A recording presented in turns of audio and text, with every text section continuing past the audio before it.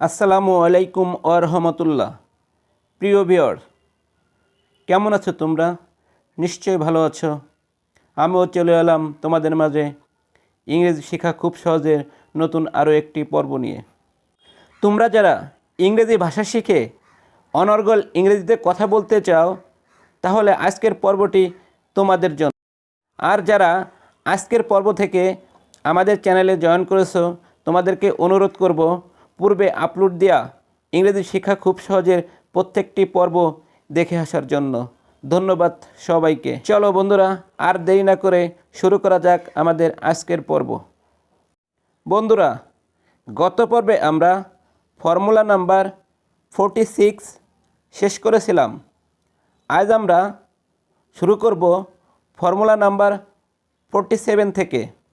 Formula number 47, ইয়ে, ইয়া বা এ যুক্ত ক্রিয়ার পর ছিল না থাকলে তার ইংরেজি ওয়াজ নট অথবা ওয়ার নট বসে। বন্ধুরা, আমি আবার বলছি, ইয়ে, ইয়া বা এ যুক্ত ক্রিয়ার পর ছিল না থাকলে তার ইংরেজি ওয়াজ নট অথবা ওয়ার নট বসে। বন্ধুরা, যেমন ধরো, তারা ঘরে শুয়েছিল না। They were not lying in the house. They were not lying in the house. আমি মাঠে খেলা করছিলাম না। আমি মাঠে খেলা করছিলাম না। I was not playing in the field. I was not playing in the field. বন্ধুরা, এবার আমরা শিখব ফর্মুলা নাম্বার 48। অতীতে কেহ কোথাও কিছু সময় ছিল বোঝালে তার ইংরেজি হ্যাড বিন বসে। আমি আবার বলছি, অতীতে কেহ কোথাও কিছু সময় ছিল বোঝালে তার ইংরেজি হ্যাড বিন বসে। যেমন, সে আমেরিকায় 2 মাস ছিল। He had been in America for 2 months. He had been in America for 2 months. আমি মাত্র 3 ঘন্টা অফিসে ছিলাম। I had been in the office for 3 hours only. I had been in the office for 3 hours only. Formula number 49, Bangla বাক্যের ক্রিয়ার পর কথা ছিল তার ইংরেজি করতে হলে সাপোস্টেড টু অর্থাৎ সাপোস্টেড টু প্লাস ভার্ব বসে। বন্ধুরা, আমি আবার বলছি, বাংলা বাক্যের ক্রিয়ার পর কথা ছিল তার ইংরেজি করতে হলে সাপোস্টেড টু অর্থাৎ সাপোস্টেড টু প্লাস ভার্ব বসে। প্রিয় ভিউয়ার, যেমন ধরো, আমার চট্টগ্রাম যাবার কথা ছিল। I was supposed to go to Chittagong. I was supposed to go to Chittagong. তাদের আজ খেলার কথা ছিল। They were supposed to play today. They were supposed to play today.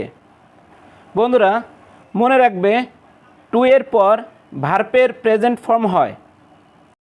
প্রিয় বন্ধুরা, এবার আমরা শিখব ফর্মুলা নাম্বার 50। বাংলা বাক্যে কাজের সম্ভাবনা বোঝাতে ইংরেজি কুড অর্থাৎ কুড প্লাস সিম্পল ভার্ব বসে। আমি আবার বলছি, বাংলা বাক্যে কাজের সম্ভাবনা বোঝাতে ইংরেজি কুড অর্থাৎ কুড প্লাস সিম্পল ভার্ব বসে। যেমন, তুমি দিনে আসতে পারতে। You could come at day. You could come at day. তুমি বইটি কিনতে পারতে। You could buy the book. You could buy the book. প্রিয় বন্ধুরা, আমাদের এই চ্যানেল থেকে প্রতি 2 দিন ইংরেজি, 2 দিন আরবি এবং 2 দিন কোরিয়া ভাষা শিক্ষা প্রদান করা হয়। তাই তোমরা যারা আমাদের এই চ্যানেলে নতুন, তোমাদেরকে অনুরোধ করব পূর্বে আপলোড দেয়া আমাদের প্রত্যেকটি ভিডিও দেখার জন্য। ধন্যবাদ সবাইকে। বন্ধুরা, এবার আমরা খুবই গুরুত্বপূর্ণ একটি ফর্মুলা শিখব। Formula number 51। সেন্টেন্সের প্রথমে ইফ, হ্যাড, ও, দ্যাট ইত্যাদি ব্যবহার করে এক্সক্লেমেটরি সেন্টেন্স গঠন করা হয়। বন্ধুরা, আমি ফর্মুলাটি আবার বলছি। সেন্টেন্সের প্রথমে ইফ, হ্যাড, ও, দ্যাট ইত্যাদি ব্যবহার করে এক্সক্লেমেটরি সেন্টেন্স গঠন করা হয়। যেমন, আমি যদি পাখি হতাম, if I were a bird, if I were a bird. আমার যদি দুটো ডানা থাকতো, had I two wings, had I two wings. ওহ, আমি মারা যেতে পারি। Oh that I could die, oh that I could die.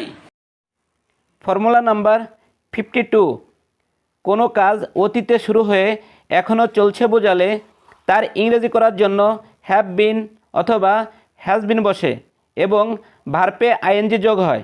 বন্ধুরা, ফর্মুলাটি আমি আবার বলছি। কোনো কাজ অতীতে শুরু হয়ে এখনও চলছে বোঝালে তার ইংরেজি করার জন্য হ্যাভ বিন অথবা হ্যাজ বিন বসে এবং ভার্বে আইএনজি যোগ হয়। যেমন, আমি 3 বছর যাবৎ এই স্কুলে পড়ছি। I have been reading in this school for 3 years. I have been reading in this school for 3 years. সকাল হইতে প্রবল বৃষ্টি হচ্ছে। It has been raining heavily since morning. It has been raining heavily since morning. Formula number 53, যে ঘটনাটি অতীতকালে কিছু সময় ধরে ঘটেছিল প্রকাশ করে, অর্থাৎ ক্রিয়ার সঙ্গে ইতে ছিল বা ইতে ছিলাম বা ইতে ছিলেন যুক্ত থাকলে তার ইংরেজি করার জন্য ওয়াজ অথবা ওয়ার হয় এবং ভার্বের শেষে আইএনজি যোগ হয়। বন্ধুরা, ফর্মুলাটি আমি আবার বলছি। যে ঘটনাটি অতীতকালে কিছু সময় ধরে ঘটেছিল প্রকাশ করে, অর্থাৎ ক্রিয়ার সঙ্গে ইতে ছিল বা ইতে ছিলাম বা ইতে ছিলেন যুক্ত থাকলে তার ইংরেজি করার জন্য ওয়াজ অথবা ওয়ার হয় এবং ভার্বের শেষে আইএনজি যোগ হয়। যেমন ধরো, আমরা পাখি শিকার করছিলাম বা করতেছিলাম। We were hunting bird, we were hunting bird. Suma স্কুলে যাচ্ছিল। Suma was going to school, Suma was going to school. বন্ধুরা, এবার আমরা ফর্মুলা নাম্বার 54 শিখব। বাংলা বাক্যে ক্রিয়ার সঙ্গে সে অর্থাৎ ইয়াসে যুক্ত থাকলে তার ইংরেজি করার জন্য হ্যাভ অথবা হ্যাজ বসে এবং ভার্বের পাস্ট পার্টিসিপল রূপ বসবে। আমি আবার বলছি, বাংলা বাক্যে ক্রিয়ার সঙ্গে সে অর্থাৎ ইয়াসে যুক্ত থাকলে তার ইংরেজি করার জন্য হ্যাভ অথবা হ্যাজ বসে এবং ভার্বের পাস্ট পার্টিসিপল রূপ বসবে। বন্ধুরা, যেমন ধরো, আমি একটি বই কিনেছি। I have bought a book, I have bought a book. তোমার বাবা এটা করেছে। Your father has done this, your father has done this. আজকে এ পর্যন্তই, কথা হবে পরবর্তী পর্বে। সে পর্যন্ত সবাই ভালো থাকবে, সুস্থ থাকবে। আল্লাহ হাফেজ।